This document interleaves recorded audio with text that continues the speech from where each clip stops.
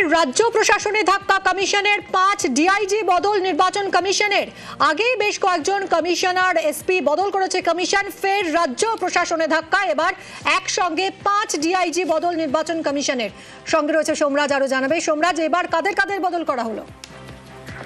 দেখো, কিছুক্ষণ আগেই নির্বাচন কমিশনের তরফে 5 জন ডিআইজি কে রদবদল করলো। গতকালই আমরা দেখেছিলাম যে এসপি সিপি মিলিয়ে 19 জন আইপিএস কে বদলি করেছিল নির্বাচন কমিশন। আজ ফের 5 জন আইপিএস কে বদলি করলো নির্বাচন commission. DIG Raiganj range, DIG Murshidabad, DIG Bardhaman, DIG Presidency range এবং ডিআইজি জলপাইগুড়ি, এই 5 জন আইপিএস কে রদবদল করেছে নির্বাচন কমিশন।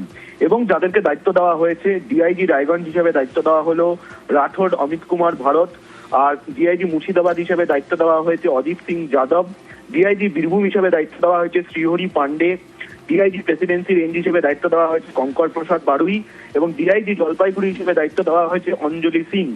এই 5 জনকে আপাতত দায়িত্ব দেওয়া হয়েছে, যার মধ্যে 4 জন আইপিএস এবং 1 জন স্টেট পুলিশ সার্ভিস থেকে রয়েছেন। এই 5 জন পুলিশ আধিকারিক তারা ডিআইজির দায়িত্ব সামলাবেন নয়া অফিসার হিসাবে। এবং জাতীয় নির্বাচন কমিশনের তরফে যে নির্দেশ রাজ্যের মুখ্য সচিবকে দেওয়া হয়েছে, সেখানে বলা হয়েছে 19শে মার্চ সকাল 11টার মধ্যে, অর্থাৎ আগামীকাল সকাল 11টার মধ্যে দায়িত্ব নিতে হবে।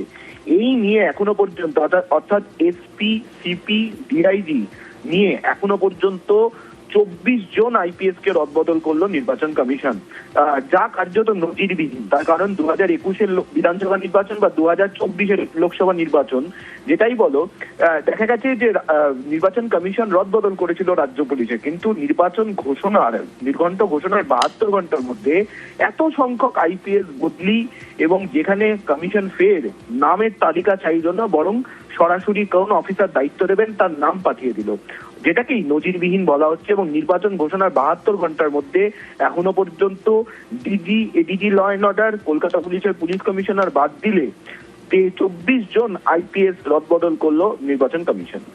সোমরাজ, সঙ্গে থাকো। এবং ইতিমধ্যেই আমরা দেখেছি মুখ্যমন্ত্রী তিনি চিঠি দিয়েছেন জ্ঞানেশ কুমারকে এই নিয়ে আপত্তি জানিয়ে। এরই মধ্যে আবারও রাজ্য প্রশাসনে ধাক্কা কমিশনের এবং একসঙ্গে 5 ডিআইজি বদল নির্বাচন কমিশনের।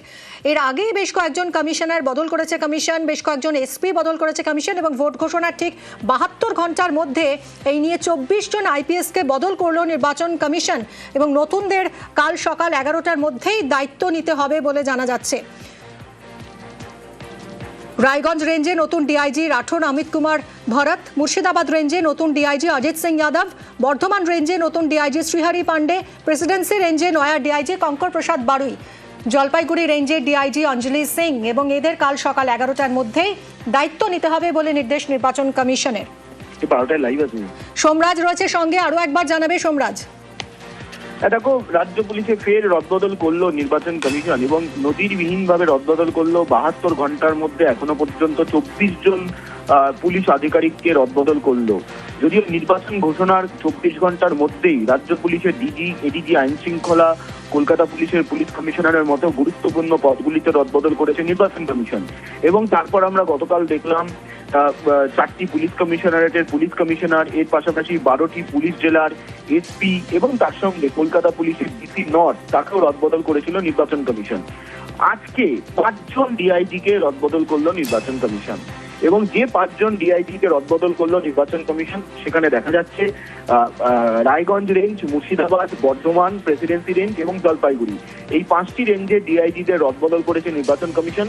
এবং নির্বাচন কমিশন জানিয়ে দিয়েছে যে নতুন হিসাবে যারা দায়িত্ব নেবেন, অর্থাৎ ডিআইজি রায়গঞ্জ হিসাবে দায়িত্ব নেবেন রাঠোড অমিত কুমার ভারত, ডিআইজি মুর্শিদাবাদ হিসেবে দায়িত্ব নেবেন অজিত সিং যাদব, ডিআইজি বর্ধমান হিসেবে দায়িত্ব নেবেন Srihari Pande, DIG Presidency Range হিসেবে দায়িত্ব নেবেন স্টেট পুলিশ সার্ভিসের কঙ্কর প্রসাদ বারুই, এবং ডিআইজি জলপাইগুড়ি হিসেবে দায়িত্ব নেবেন অঞ্জলি সিং। আগামীকাল সকাল 11টার মধ্যে এদের দায়িত্ব নিতে হবে, তেমনটাই নির্বাচন কমিশন নির্দেশিকা জারি করেছে। ধন্যবাদ সোমরাজ।